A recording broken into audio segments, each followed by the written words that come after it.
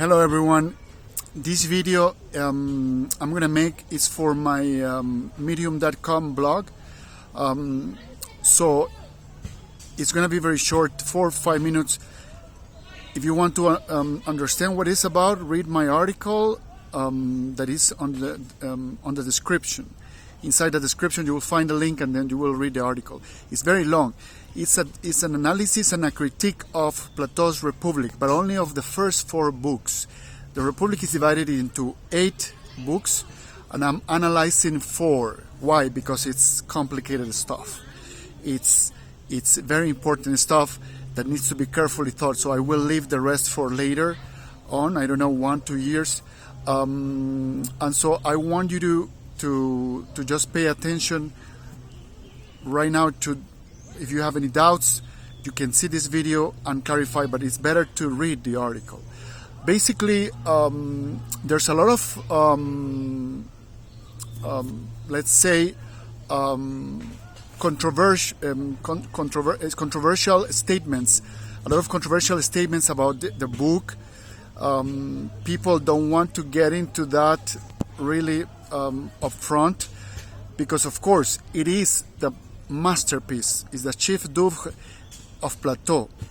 So it means it has a very big impact on Western civilization. In philosophy of Western civilization, there is a lot of interpretations of what is there, but not very outstanding ones that I have seen so far. I know Nietzsche was a huge critic and broke with them, with Plato and Socrates. I have a critical view, but there's other things that I cannot deny are very important and positive. I think half of that book, at least the first 4 books, it's positive for society. The other half, not so much. For instance, the subject of music and culture, how Plato deals with the subject of music, he says it is very important. So he says, cautious with music. Music imprints on people's souls and minds an impact that is bigger than what we think. And that's why we see, in today's world, why music is so important for empire. Basically, the whole music production of Latin America has been widely controlled. Africa, Asia, all the third world music has been reduced to nothing. And even inside the empire, in the United States and Europe, also culture is very carefully dominated from power structures, because music, it's important. So the view of music he has there is so important.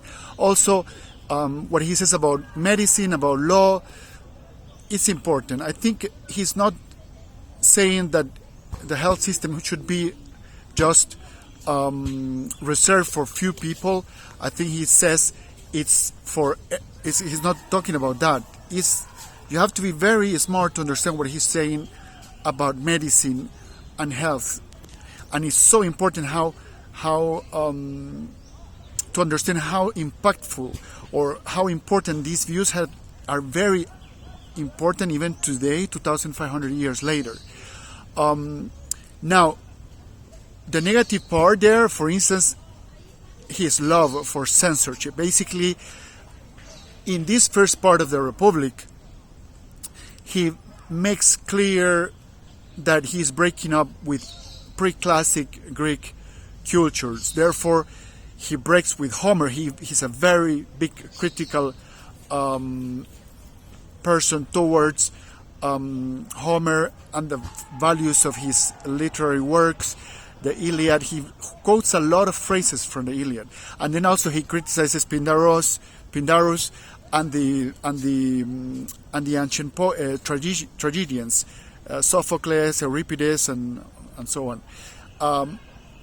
So that's why we have to be careful about, because why is he breaking up with them in that manner? So it means clearly with this book, for me, Plato crowns himself as the philosopher of power and aristocracy. So he was not really a philosopher as we can understand today. Or I'm completely wrong too. But this need to censor, it's a bit weird. And it of course had a big impact on Western civilization. So he makes a lot of emphasis on that. Basically, his metaphysics are about saying we have not to to dismantle the disguise of the gods, the real personality of people, or the gods, as we say. Although he sometimes uses the word God, one God, so he starts to go into monotheism already. So basically, he's saying we should not break down the reality of society and how power really works.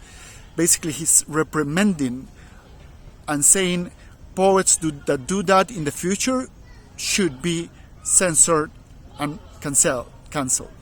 And that's extremely, controversial. I think to be that direct, you don't need to do that. History has proved that anyone can write anything, and what doesn't need to go out there, what doesn't need to go to the masses, doesn't go. Doesn't go. So societies are so big right now that everything that is produced goes to its own market. So children in the schools and the masses of people receive what they have to receive at the respective age or time, evolutionary periods of each person. So there was no need for that censorship. He maybe just wanted to make clear for everybody how things work, but that was a mistake, we think, because it has come to worsen the real situation of society. That's the question. Can we manifest that Plato, by stating things that were understood by default, he reinforced those tendencies, making a mistake? That's the question. So I leave it there. Read my article where I quote some of the parts, but the most important part is trying to force humans into hiding their feelings, hiding who they really are, and sucking it up all inside of them, of us, because we all are victims of that, or we all do that. And we have to compare them what happens in other societies, in Asia, Hinduism, and other philosophies in the world, to see what the outcome should be. But you can see already in popular culture that there's corrections to all that, and some societies have done that. The Americans have understood this, it seems, which is surprising, and they have challenged some of that. Why? Because the geography of thought tells us that ancient Greek philosophy is stronger in the continent, and the Anglophone countries have stayed a little bit more distant from that. So they have been pragmatical in their philosophy. England, but also especially the US, have been, pragmatical and they didn't want to go deep down there to implement the outcomes of those who go deep down, like Plato. Plato was a rationalist. He was extremely metaphysical. And so, societies that don't need to do that have the advantage that they can implement whatever is produced from there. So still to this day it works like that. French is the bigger producer of thought in current times. At least in the 20th century it was France. We are still seeing what happens.